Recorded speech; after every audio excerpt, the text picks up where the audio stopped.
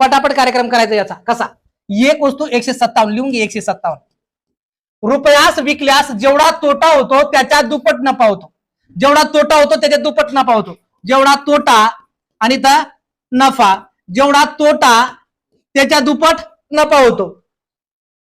ती वस्तू 266 रुपयांना विकल्यास 226 रुपयांना विकल्यास होतो, तर त्या वस्तूची खरेदी किंमत किती असा प्रश्न आला तर काय करायचा. लगेच काय करा, दोन्ही मांडून घ्यायचे संख्या. 157 विकलेली आणि नंतर पुन्हा दुप्पट करून विकलेली, या दोन्हीतला फरक किती आला, किती 69. भाऊ नफा 1, तोटा 1 आणि नफा 2, या दोन्हीची बेरीज किती 3.